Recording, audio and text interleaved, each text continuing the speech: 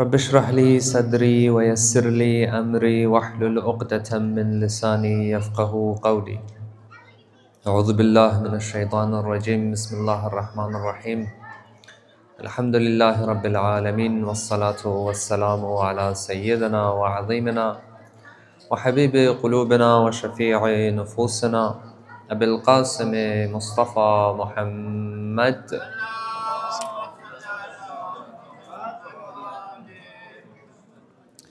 وعلى أهل بيته الطيبين الطاهرين المعصومين وأصحابه الغر الميامين. الحمد لله الذي جعلنا من المتمسكين بولاية أمير المؤمنين علي بن أبي طالب. الحمد لله الذي هدانا لهذا وما كنا لنهتدي لولا أن هدانا الله. أما بعد، قال أمير المؤمنين عليه السلام: الناس نيام فإذا ماتوا نتبه. صلوات.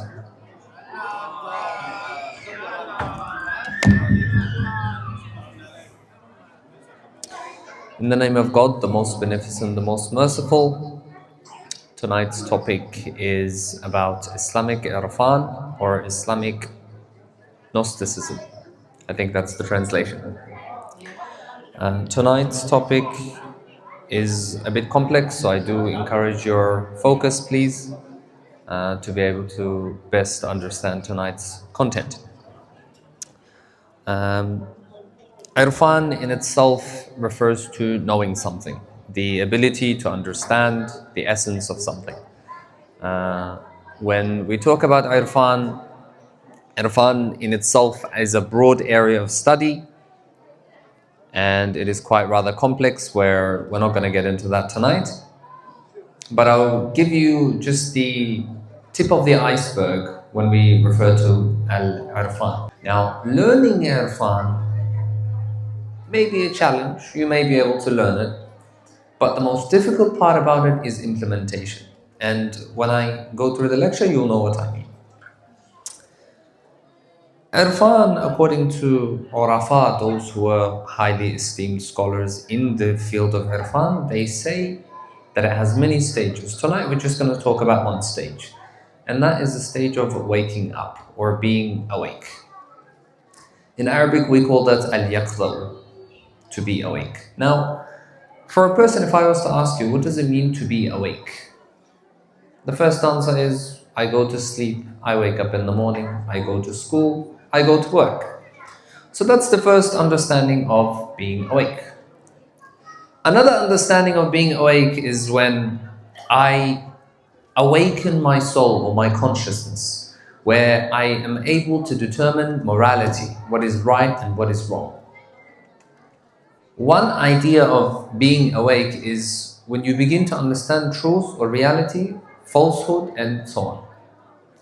Imam Hussein alayhi salam had awakened his reality or his stage of awakeness, where he was clearly able to identify the difference between truth and falsehood. So he, in terms of his moral compass, he was awake.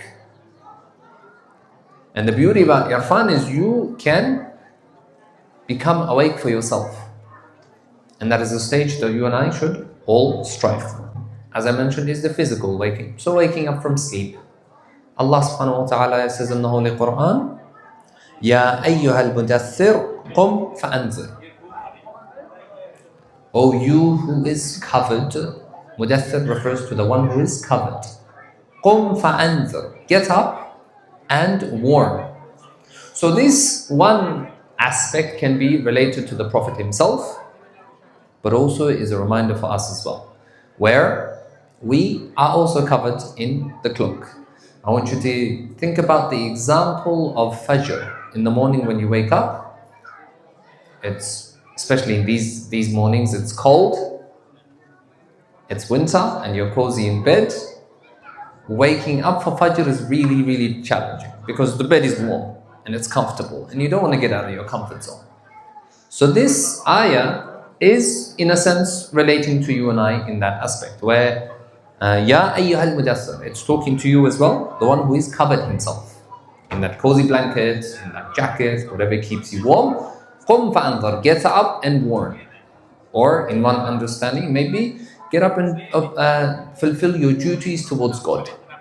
Now we look at something which we call beyond physical awakening. So that's just the basic level, very normal, very easy to understand. When we get beyond physical awakening, when we look at spiritual awakening, this is where it gets interesting. When we look at physical awakening, Imam Ali alayhi salam, and I quoted this just before, he says, النَّاسُ نِيَامٌ فَإِذَا مَاتٌ تَبَهُ. Mankind or human beings are indeed asleep. When they die, they become awake. When I was younger, this hadith would not make sense to me. I'm like, I'm pretty sure I'm conscious and I'm awake and I'm seeing everyone. I see the reality. And I go to school and I go to, I have my ambitions, I have my career, I have my relationships with my family. How are you saying that I'm not awake? The interpretation that is given here is interesting.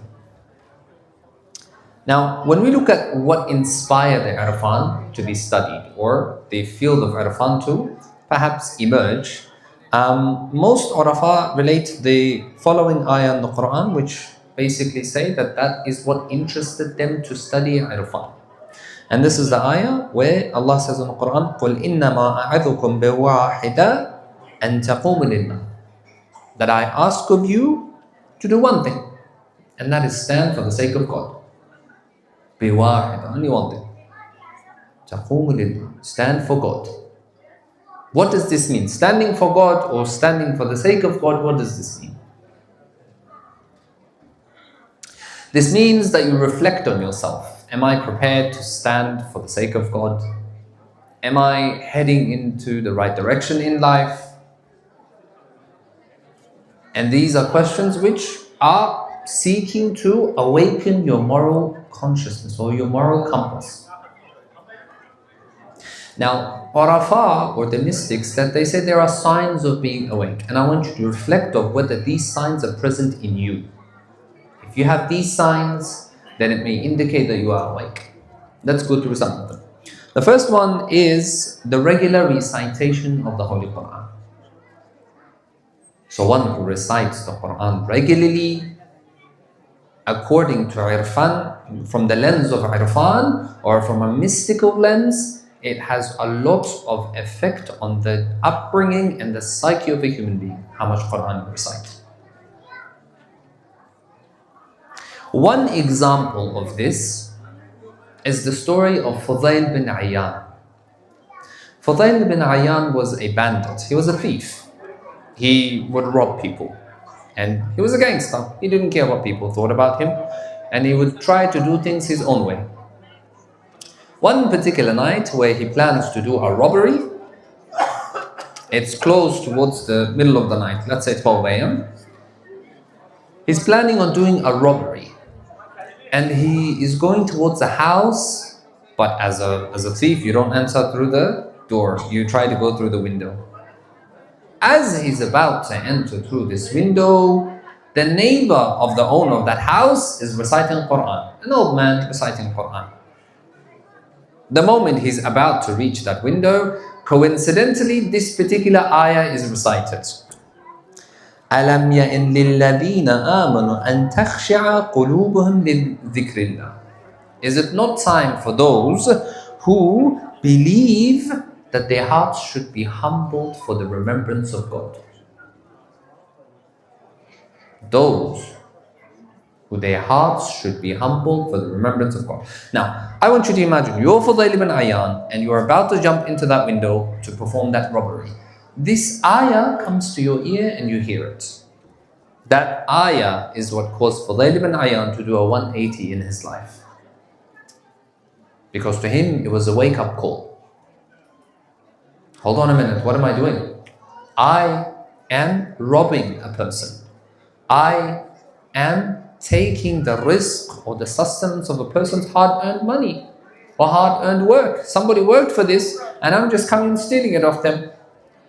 So that ayah was a place or a reason for reflection for Fudayl ibn Ayyan. And later on, according to the books of history, he became a big mystic. He became a big arif. Very well-known, respected mystic. Through one ayah of the Quran, Fudayl ibn Ayyan does a 180 in his life. From becoming a bandit to one who knows his soul. Number one, recitation of the Quran. Number two, appreciation of God's blessings. When I talk about blessings, many of us, the main ones that come to mind is house, car, family. These are the big ones that usually people think about. I want to thank God that I have a house. I want to thank God that I have, for example, if you own a car, some love their cars, by the way. I want to thank God that I have a family, I have siblings, I have parents. But there are many other blessings that we overlook, and we'll get to that inshallah. In the Holy Quran, in Surah Ibrahim, Musa alayhi salam says to his people, وَإِذْ قَالَ مُوسَى لِقَوْمِهِ اُذْكُرُوا نِعْمَةَ اللَّهِ عَلَيْكُمْ. He says to his tribe, I want you to remember the blessings of God upon you. Because Musa realizes the moment my people begin to remember the blessings that they granted, then it results in what we call thankfulness or appreciation. In Arabic or Farsi, we call it shukr. That's why we say tashakkur. Thank you. To be appreciative, to be thankful for what you've been given. And God says in the Quran, وَإِذْ تَعَذَّنَ رَبُّكُمْ لَإِنْ شَكَرْتُمْ لَأَزِيدَنَّكُمْ وَلَإِنْ كَفَرْتُمْ إِنَّ عَذَابِي لَشَدِيدٌ. God says, look, if you're grateful, if you show gratefulness to me, I'll keep on giving you more. And when we're talking about giving you more, it doesn't always mean material wealth. Many of us need to get out of this misconception that God is blessing me, it's only material wealth. Sometimes wealth cannot be defined by materialism. Sometimes wealth is having a clean heart, a good psyche, a good lens in life, a positive life, or a positive view on life. That in itself is a blessing from God. Because to many people, shukr isn't just, getting a tasbih and saying shukran lillah, or thanking a person that, thank you so much for your gift. It's much more than that. Shukr means you appreciate what you've been given and you show your appreciation. How? I want you to ask yourself a question. How many blessings has God given you? Can you actually count them? Is the blessings of God measurable for you? Let's go through a few of them. Houses, you've been given, mashallah. Family, you've been given, mashallah. Car, if you have one, you've been given, mashallah. Now let's go to the minute ones. Eyes, you've been given, mashallah. Nose, you've been given, mashallah. The ability to hear, you've been given, mashallah. The ability to speak, I could go on. But the point is that there are so many blessings that our mind overlooks. There's a story where Imam al-Sadiq is sitting in Mina, the sixth Imam Jafar al-Sadiq is sitting in Mina, where a beggar or a poor individual comes to see him. And he says, Ya ibn Rasulullah, I am a beggar, please give me something. And Imam, what he does is, he gives him some grapes. He gives him some grapes. The beggar looks at him and says, listen, Ya ibn Rasulullah, I appreciate it, but it would be better if you give me some money rather than food. Imam does not give him anything. He says, may Allah make you self-sufficient. The beggar goes away. Then later on, the second beggar comes. The second poor individual comes. And he says, Ya ibn Rasulullah, I'm poor. Can you give me something? Imam gives this particular individual 3 grapes. Not 3 branches of grapes. Not 3 huge boxes of grapes. 3 grapes. When he gives him 3 grapes, the man looks at the sky and says, Ya Allah, thank you for the rizq that you've given me. When Imam hears this, he says, you know what? I'm going to give him another handful of grapes, and he gives it to him. He gives him another handful, where the man thanks Allah again for the rizq that he's given. Then Imam says, wait, don't leave yet. He looks at his servant and he says, how much money do you have on you? He says, Master, I've got 20 dirhams on me. Give that to him as well. When he gives that to him, the beggar then thanks again. He says, I thank Allah for the sustenance that He gives me. And then Imam takes off his cloak and he says, wear this cloak. This cloak is yours. When he gives his cloak, he thanks Allah and then he makes an extra comment. He says, O servant of God, may Allah bless you And then he walks away, but the Imam does not give anything after that. And the narrator of that narration says that if that person was continuing to just bless God or to appreciate God, Imam would have continued to keep giving him. But the fact that he appreciated the action of the Imam said, this is not from me, it's from God.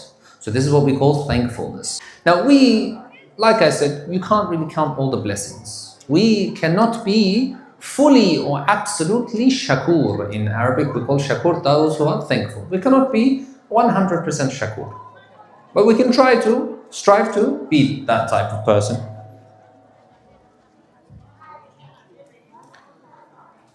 Shakur, or those who are grateful, are those who look at things positively. There was one student in class, he'd say, I wonder how long it's going to take where we're going to finish this book. It's so thick, there's so much content to cover. Those who are doing year 11 and year 12, you know how much content you cover. And he would complain, he'd say, teacher, we've got so much content to cover, when is this going to end? The teacher gives an interesting reply. He says, look, don't think about when it's going to end. Look at how much you've learned through the content you've covered. Don't look at the thickness of the book, but rather look at how much knowledge you've been given through this. Another example is when Amir al-Mu'mineen is walking with his companion and they pass by a church where Christians worship God. And his companion turns to him and he says, how much shirk is being committed in that church? In other words, polytheism. I wonder how much shirk is being committed in that church. Imam says, no, I wonder how much God is being worshipped in that church. You look at the cup half empty. Ali looks at the cup half full. Two different perspectives. That is what a person who is shakur, who is thankful, they always give the benefit of the doubt and they are grateful and they have an optimistic approach when it comes to other people. The next point is be kind. Because there is nothing more beloved to the eyes of God than one who is willing to serve the creation of God. Be it another human being or even just an animal. Because an animal is a creation of God and a human being is a creation of God. So be kind. Allama Tabatabai was one of the great scholars. He says, to me, one moment of, he didn't even consider it kindness. He said, Allah gifted me with the blessing of being able to help His creation. He says, look, I used to be in the house early years as a young student and I didn't have much money on me. He says, one day I was walking and I see an individual selling birds in cages. Birds in cages. And he says, I didn't have much finance on me. I didn't have much money on me. But I went and I negotiated with these people to buy these birds off them. When I buy these birds off these people, after that I automatically take them out and free them. I spent my money, my hard work for the sake of the freedom of those birds. I could have easily went up to the guy and I said, free the birds. You have no right to, for example, cage this bird. But no, I respected my contract with that person, but also I respected the right of freedom of that animal. So I respected both contracts between the bird and I, and me and the man who was selling the birds. He said, I bought it with the little money that I had and I released the birds. And he says, Allah gave me such a maqam through that action of mine, where Allama Tabatabai became a grand scholar, very famous scholar. Another one, his name is Sayyid Rashid, one of the scholars as well. He says, I was in Qom, and it was his early years as well. He said, I was walking one day, and I was a student, and students don't get much money at that time. They rely on government stipend, very basic to keep your everyday life functioning. He said, I had bought myself a piece of bread. I was hungry, I was poor, I had finished classes, and I'm walking. As I'm walking, I see a female dog who was trying to feed its baby's milk. So it's trying to breastfeed its babies.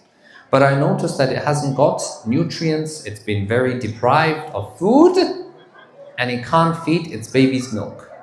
He says, there was a river nearby, so what I went was, I had one loaf of bread. I took that bread and I soaked it in the water. I soaked it in the water and I took it back to that female dog. And I gave it and I fed it to that female dog so that it can give milk to its babies. To me, it was nothing. Yes, one day if Sayyid Rashid, for example, sleeps hungry, so what? It's okay. He says, tomorrow I got a letter sent to me. They sent me a letter saying there's one of your family members in another city in Iran where he has passed away and he's got no inheritor. Apparently his relative was very, very wealthy. He was very, very wealthy, and he said when that person passed away, he has no inheritor. You're the only one that is close to him. Therefore, all the wealth of this person you inherit. Overnight, Sayyid Rashid becomes, let's say, according to those times, a millionaire. Sayyid Rashid links his success through that feeding of the bread to that female dog. And that feeding, when it gives him the success, he used that money to build a school, and it's still present today in Iran, if I'm not mistaken. But it's through being kind where you are rewarded. If you're not rewarded here in this world, 100% you're going to be rewarded in the hereafter. God gives you that promise. لَإِن شَكَرْتُمْ لَازِدَنَّكُمْ. If you are grateful, I will give you, whether it's in this world or in the hereafter. Next point, value your time. We are young. We love to do things. We like to spend our time playing games, going out, playing sports. There's no issue with that. But Imams of Ahlul Bayt very much stress about how much you need to value your time. There's a man that comes to Imam al-Sadiq and he asks a fiqhi question, a jurisprudential question or ahkam question, and Imam gives his answer and the man is not leaving. Imam says, do you have any other questions? He says, no, I just want to sit down and talk about your day and how your day is going. He said, respectfully, I don't have time for that, if you can leave. To some people, that sounds rude. But Imam is stingy when it comes to his time. Many people, when we think about stinginess is a negative thing. It's a bad thing. It's not good to be stingy.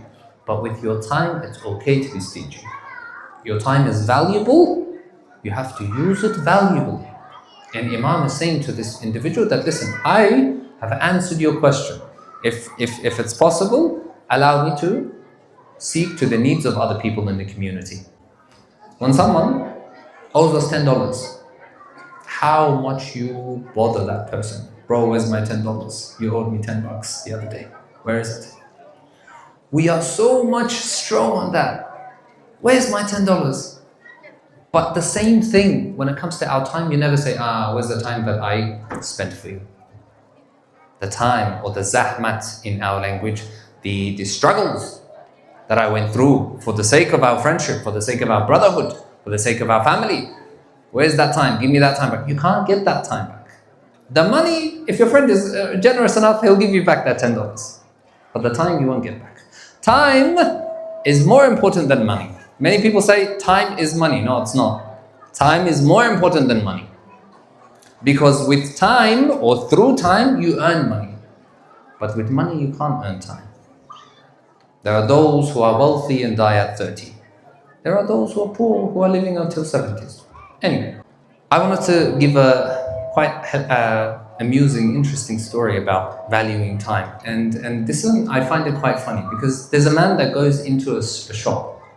He goes into a shop and he wants to buy walnuts. In our language, we call it charmax. He wants to buy charmax. He goes to the shop and he asks the shopkeeper, charmax, how much is it for a kilo? And the man looks at him and says, $10 a kilo.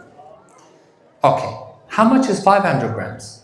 He says, $5 for 500 grams. He says, what about 250 grams? He says, $2.50. He says, what about one walnut? He says, one walnut is around 2 cents. And he's like, come on, bro, surely you're not going to charge me 2 cents for a walnut. And the shopkeeper says, yeah, okay, no problem. What's 2 cents? Take it. So he gets it, breaks it, puts it in his mouth. Then he begins again. How much is a walnut? He says $10. And he goes again. How much is half? He says $5. How much is $2.50? And he does that again, and then when it says, okay, surely you're not going to charge me for 2 cents for a charmax. He says, no, it's okay. The shopkeeper then slowly raises, hold on a minute. This person through this technique is making a mockery out of me. Slowly by slowly, he's gonna take all my capital. He's taking all my charmax. He's tricking me. They're saying, look, 2 cents is worth nothing. But in reality, slowly by slowly, my capital is losing. The example or the analogy that I give to them is slowly by slowly, your time is fading away. Slowly by slowly. There's one quote where I remember it says, every breath you take is a step towards death. I don't want to scare you, but it's just a reality. So value your time. And the final one is to be optimistic about things external to you. This is quite important because I believe that we as humans have a tendency to judge others before we judge ourselves. If somebody has a shortcoming, has a flaw that is external to you, you're going to be the first person to point that finger to them. Why did you do this? How could you be such a person? But if something similar, the same thing is wrong with us, we give 100 excuses to let go of that. It says, listen, if you think you're awake, then in fact you're asleep. The whole idea of you thinking that you're awake, no, in reality you are asleep. A mu'min is a person who gives the benefit of the doubt to another person. But it is most critical of himself. What do I mean? You see, Imam al-Baqir says, a mu'min, when he sees a person, he thinks 2 things. If the person he sees is younger than him, then he says he's better than me. Why? He's younger than me, therefore he has had less time to commit sins. Therefore he's better than me. If he is older than me, he's still better than me. Why? Because he's had more time to do istighfar and tawbah. See the difference that is being used? And that's the way of the mu'min. Of course, this is Irfan and these are levels of Irfan, and we don't want to go too much into detail, but I'm just trying to give you an understanding of what we call optimism. So to conclude, there are many stages in Irfan, and there are many, it's quite complex, but we'll end up here inshallah. Sallu ala Muhammad wa ali Muhammad.